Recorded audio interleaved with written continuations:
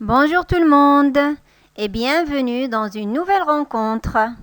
La citation du jour est « Il n'y a que celui qui ne fait rien qui ne se trompe pas ».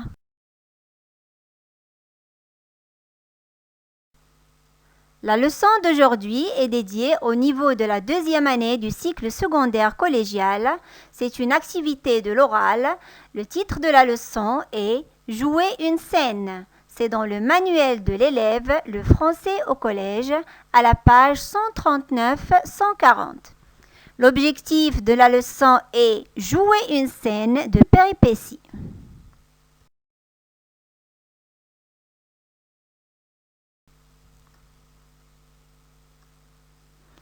On va attaquer notre explication, mais juste avant, on va d'abord faire un petit exercice d'observation et on va voir le support de la page 135. Il s'agit de la scène de lecture que nous avons déjà vue ensemble. On va commencer par le repérage des sentiments. Donc tout le monde a un crayon à la main, comme on fait d'habitude. On va essayer de repérer les sentiments et les émotions des personnages, Chimène et Rodrigue. Vous les soulignez, vous les entourez pour mieux les repérer, pour mieux les mémoriser et les retenir. Et après, chacun de nous va insister sur le personnage qu'il veut interpréter. C'est-à-dire, vous allez choisir le personnage que vous voulez jouer devant vos camarades et vous allez essayer de bien le cerner, de bien le connaître à travers la lecture de ce personnage.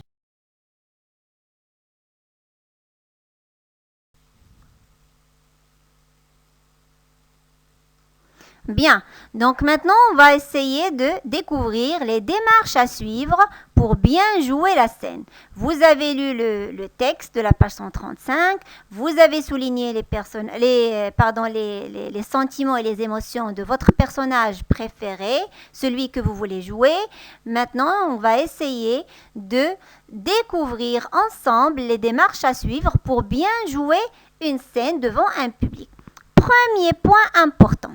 C'est identifier mon personnage. C'est-à-dire, je dois bien connaître mon personnage. Je dois le connaître sur le bout des doigts. C'est-à-dire, je dois le cerner, connaître tous les détails, les grands et les petits sur ce personnage. Deuxièmement, s'il s'agit d'un personnage qui a réellement existé, je peux même faire des recherches sur lui pour mieux le connaître. Troisièmement, je considère mon personnage comme un véritable individu et non comme un prénom sur un papier. Autrement dit, le personnage que je vais jouer, je dois le voir comme une vraie personne qui est en chair et en os et non pas comme un personnage en papier qui ne bouge pas et qui n'a aucune vie. Je dois ensuite connaître mon texte. Donc, premièrement, on a identifié le personnage. Maintenant, on doit bien connaître le texte.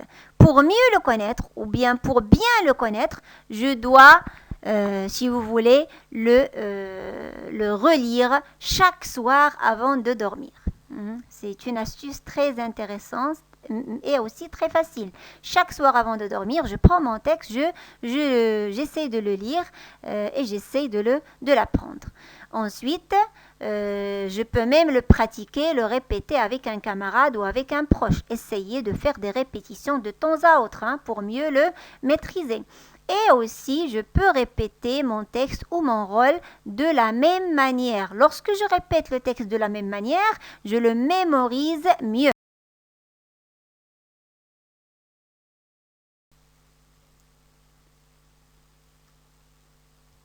La démarche suivante concerne les gestes et la voix.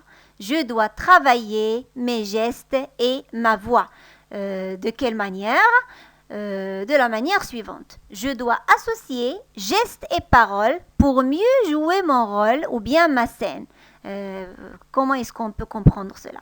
Lorsque je suis en train de jouer, mes gestes doivent aller en pair avec ma voix. Ce n'est pas que je parle d'une manière et mon corps dit autre chose.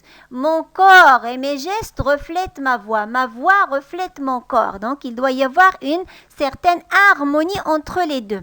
Deuxièmement, je ne reste pas plantée sur scène. Par exemple, si je joue le rôle d'un personnage qui est furieux, qui est en colère, je peux par exemple taper des pieds. Si mon personnage est triste ou malheureux, je peux faire semblant de pleurer, je baisse la tête. Hein, donc c'est des choses de ce genre. Troisièmement, je dois parler à haute voix, plus haute que la normale. Pourquoi? Pour que tout le monde puisse m'entendre dans la salle.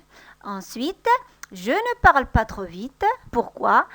Pour que le public puisse comprendre mon message, puisse déchiffrer mes mots et mes propos. Après, je fais attention à ma prononciation. Je dois bien prononcer le texte que j'ai appris. Ensuite, je dois parler comme un personnage. Comment cela? Par exemple, si je joue le rôle d'un vieil homme, je dois imiter sa voix. Je dois imiter ses gestes. Si je fais le rôle d'un petit garçon de 5 ou de 6 ans, je dois faire comme lui, limité dans le ton de sa voix, dans ses comportements enfantins. Donc, j'essaye d'être mon personnage.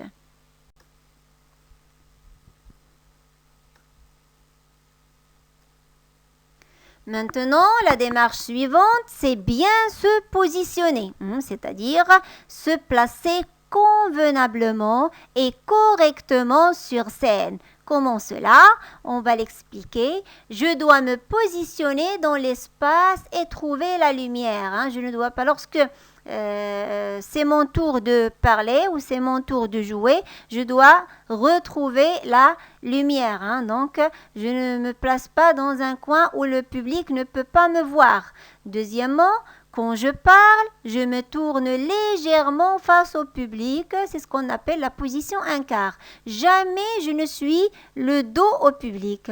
Je suis soit face au public, soit profil. Et je viens de dire que lorsque je me tourne légèrement face au public, ça s'appelle la position un quart.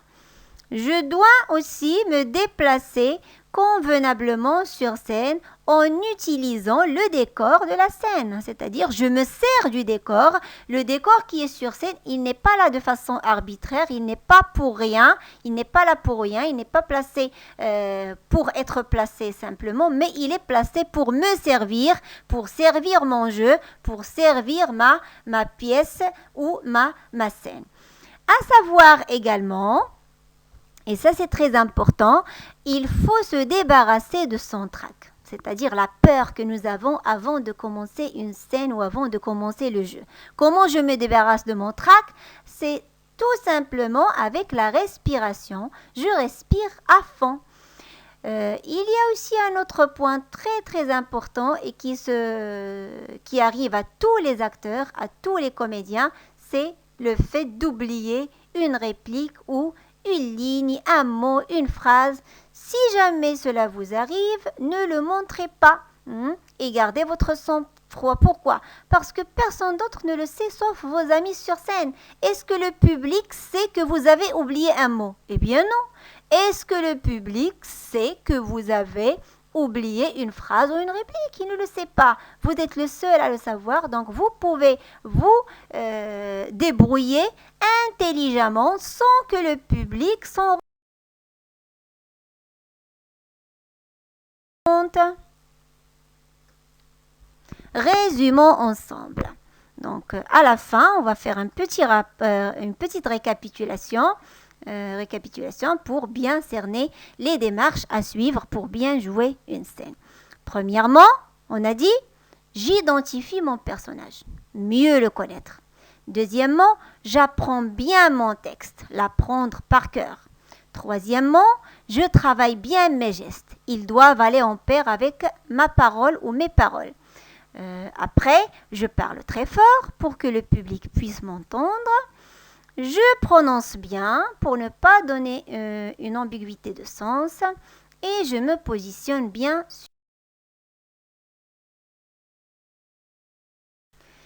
Avant de terminer, on va faire un petit exercice d'entraînement. Je mets en pratique les conseils cités dans ma leçon et je joue mon rôle sur la scène de notre classe devant le public. Et ce public, qui est le public? C'est le groupe classe, ce sont mes camarades et mes amis. Pour faire cet exercice, pour faire cet entraînement, n'oubliez pas mes astuces, mettez en pratique mes conseils.